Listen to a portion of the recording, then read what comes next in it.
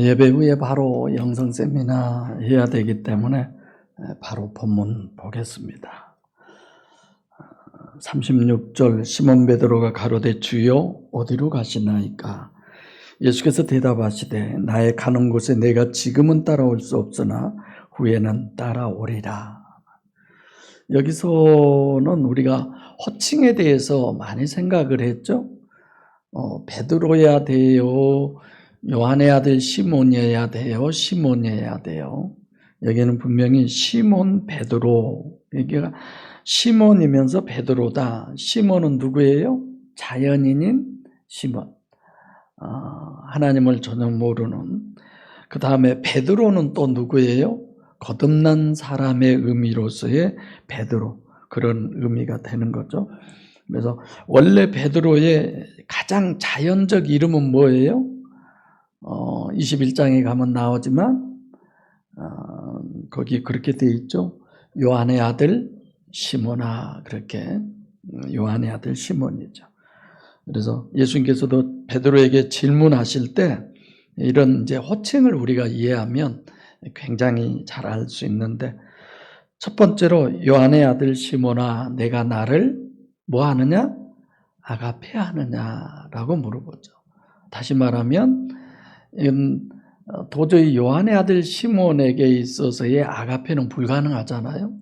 베드로야 네가 나를 아가페 하느냐? 모순이에요, 아니에요? 그건 당연한 얘기를 하는 거야.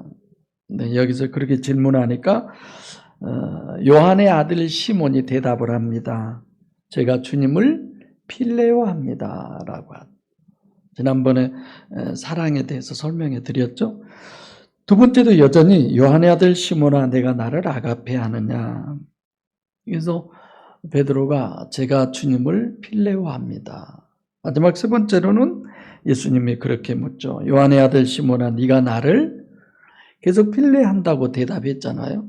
네가 나를 필레오하느냐라고 하니까 베드로의 대답이 그렇습니다. 제가 주님을 필레오하는 줄 주님이 아시잖아요. 이렇게 대답을 하죠. 또 봐보면 마태복음 16장 13절로 20절에 제자들을 향해서 예수님이 묻습니다. 사람들이 나를 누구라고 하더냐라고 물었을 때에 누구라고 했어요? 침례 요한, 어떤 사람은 침례 요한이라고 그러고, 어떤 사람은 엘리야라고 그러고, 어떤 사람은 또 누구라고 그래요? 선지자 중에 하나라고 그러고, 또 어떤 사람은 예레미야라고도 그러고, 이런 거죠.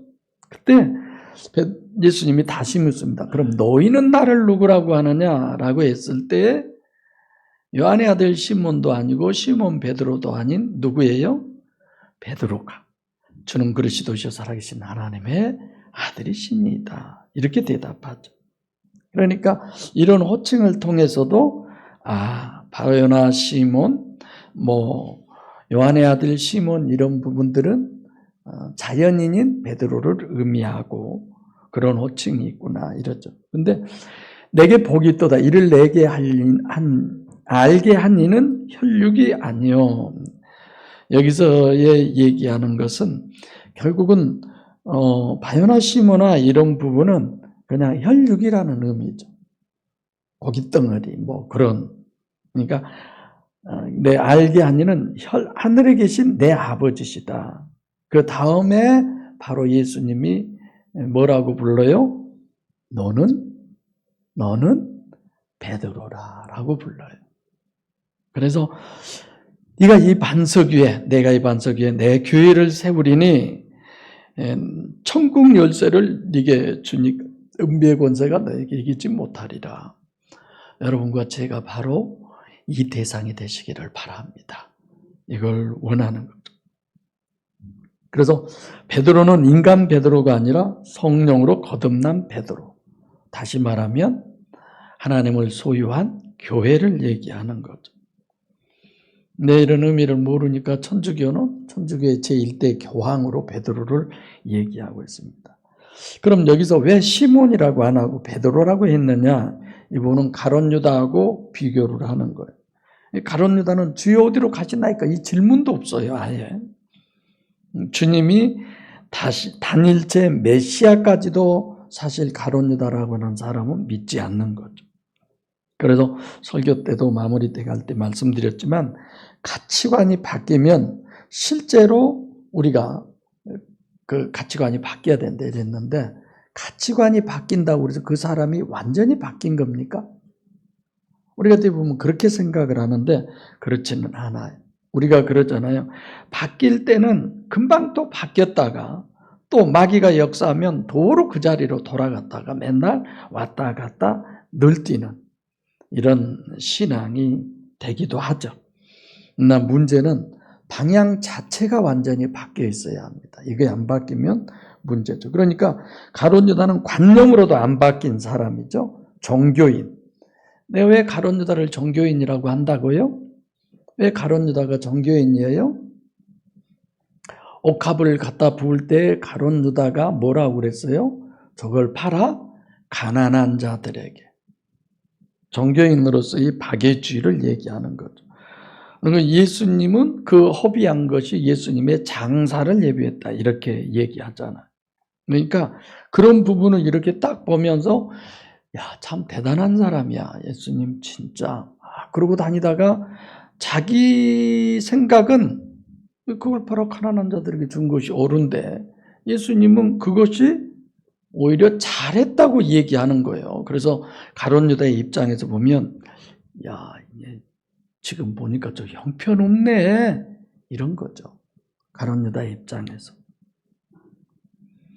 그런 가룟 유다에 반해서 시몬은 이제 베드로가 된 거죠. 메시아까지 믿는 거죠. 그래서 주여 어디로 가시나이까?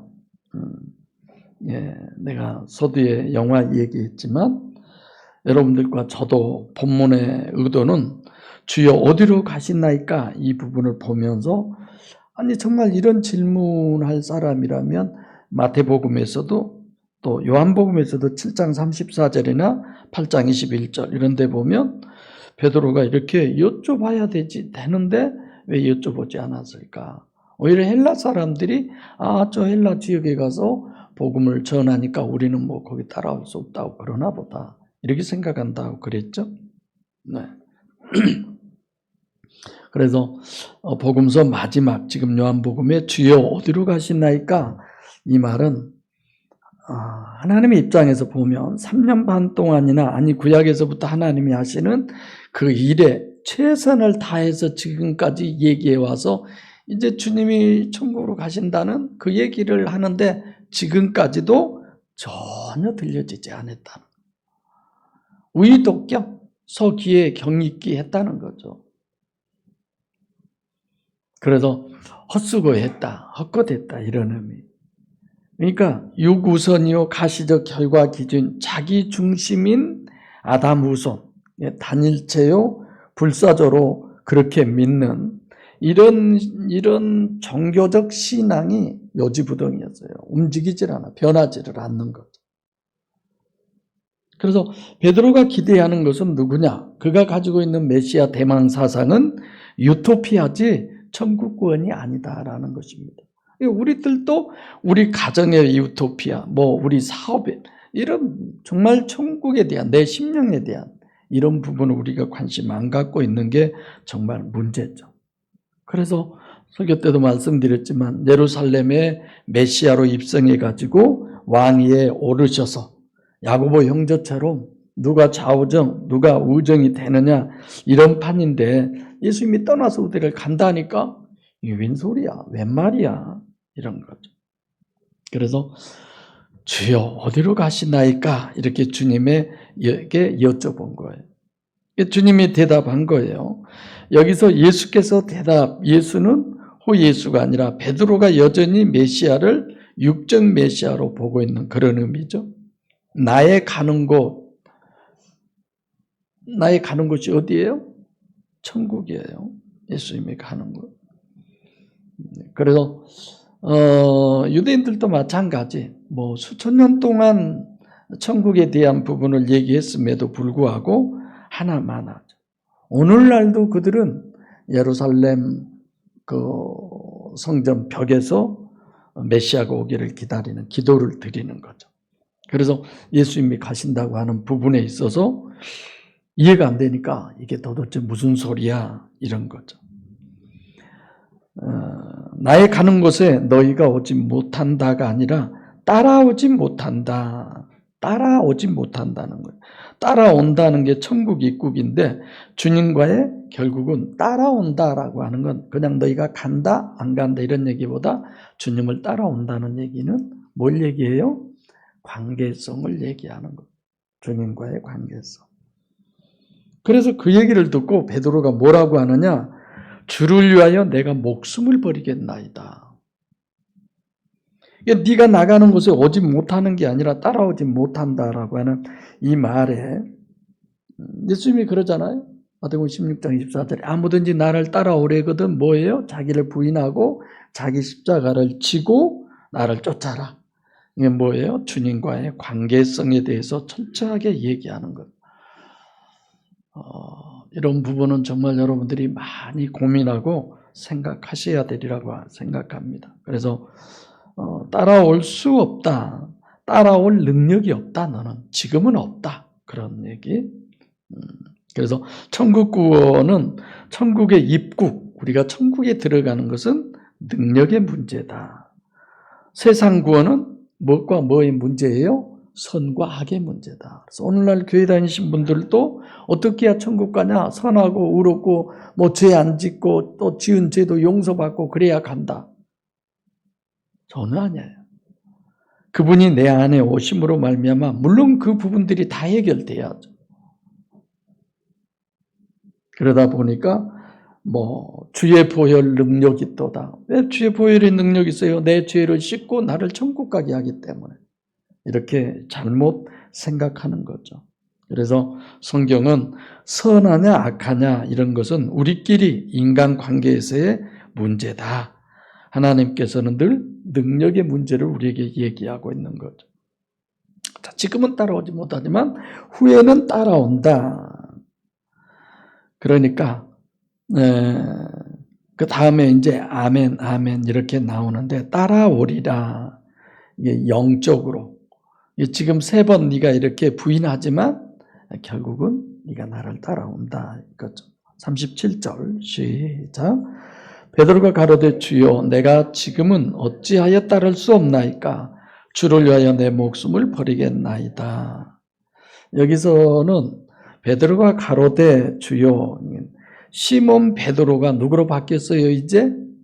여기서 베드로로 바뀌어요. 이런 호칭 단어 하나도 엄청난 우리에게 다르다라고 하는 걸 설명을 해주고 있는 거죠. 그러니까 주를 위해서 내 목숨을 버리겠나이다. 이제 베드로예요.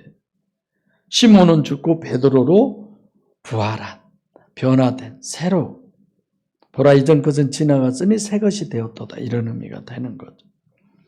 그래서 완전히 자기를 부인해야 되는 누구를 위해서? 주를 위해서 주님 안에서 주님과의 관계에서 이제 베드로는 굳이 시몬 베드로가 아닌 거죠. 그래서 마태복음 16장 13절로 20절에 바요나 시모나에서 결국은 자기를 부인함으로 베드로로 바뀌는 거죠. 따라올 수 없다. 여전히 능력이죠. 그래서 천국 구원이요 유일신 신앙은 능력의 문제고 유일신 종교요 이 땅의 유토피아는 선과 악의 문제다. 이런 걸 우리가 분별할 줄 알아야 합니다.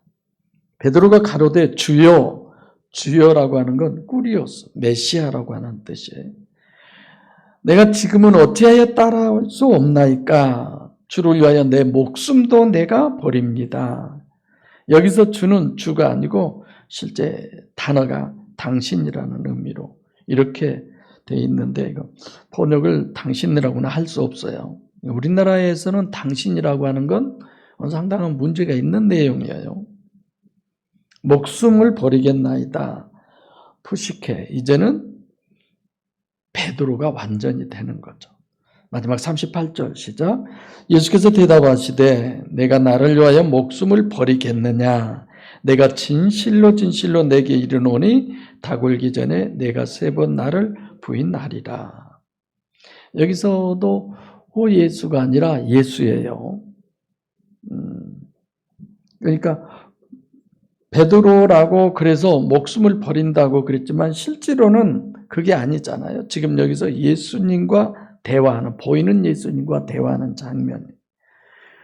네가 나를 위하여 너 자신을 위해서, 이런 부분이 자기 자신을 위해서가 아니죠. 네가 나를 위하여, 주님을 위해서.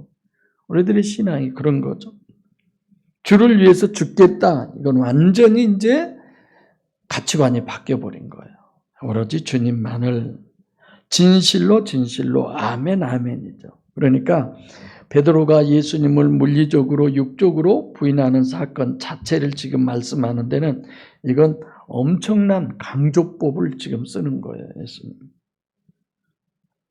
그러니까 마태, 마가, 누가복음에는 아멘을 한 번 썼던 뭐 어쩌든 그러지만 요한복음에는 2번이나 진실로 진실로 아멘 아멘, 이건 전부 뭐예요?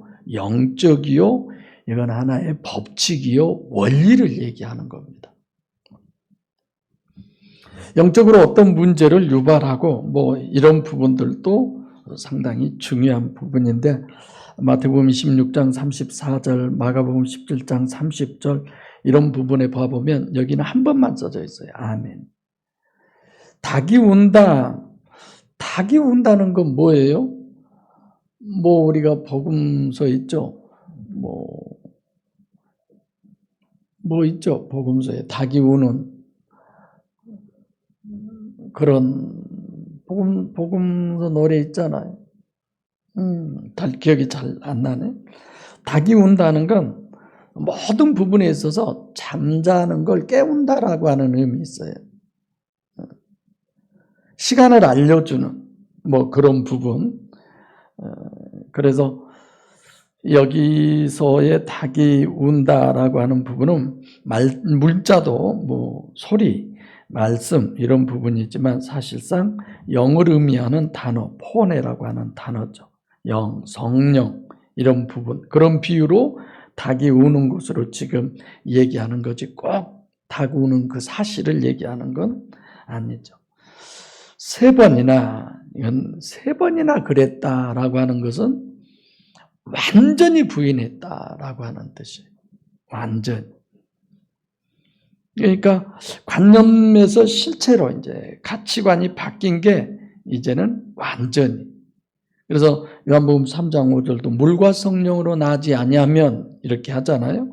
성경 중에 가장 구원의 절대적 성경 구절이다 제가 그랬지만, 자기 자신이 완전히 이루어져야 되고 성령으로 거듭나야 되는데, 즉 성령으로 임마누엘 해야 되는 절대적 조건이 우리들에게 있어서는 어떤 거냐? 그 주체는 영, 속사람, 사실 원래 마귀의 종이잖아요. 그것이 완전히 옛사람이 물속에 장사 지내고 새로 태어나야 된다. 새 사람이 돼야 된다. 이런 거죠. 그래서 우리 자신을 부인하지 않으면 절대로 성령이 우리 안에 들어올 수 있다 없다? 없는 거죠. 베드로처럼 완전히 나는 주님을 따르기 위해서 목숨까지 나는 바치겠습니다. 이런 정도까지 자기를 부인해 버리는 것. 죽이면 나는 죽겠습니다. 주님만이 목적입니다. 이런 거죠. 그래서 평생에 우리에게 언제 임마누엘 할지, 성령께서 언제 우리 심령 안에 임재하실지 그건 아무도 모릅니다. 혹 오후 찬양 예배 인도할 때 찬양을 하다가, 아니면 누가 기도할 때, 본인이 기도할 때, 말씀을 들을 때, 또는 차 운전하고 가다가 일하다가 언제일지 그건 아무도 모르는 거예요. 그래서 하나님과 우리와의 관계는 오로지 인격적 관계이기 때문에 내가 늘 베드로와 같은 이렇게 나를 부인하고 주님을 영접하는 그런 우리들의 마음이 돼야 합니다. 그래서 여러분들과 저는 늘 그런 거예요. 이렇게 가치관이 바뀐 상태에서 실제로는 우리가 안 될지라도 고민하고 심령에 관심을 가져야 돼요. 그러면 언제나 한 가지 희망은 있어요.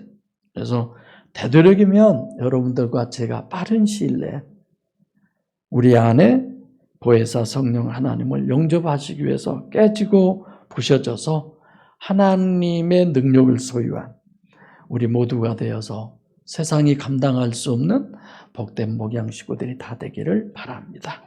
기도하겠습니다.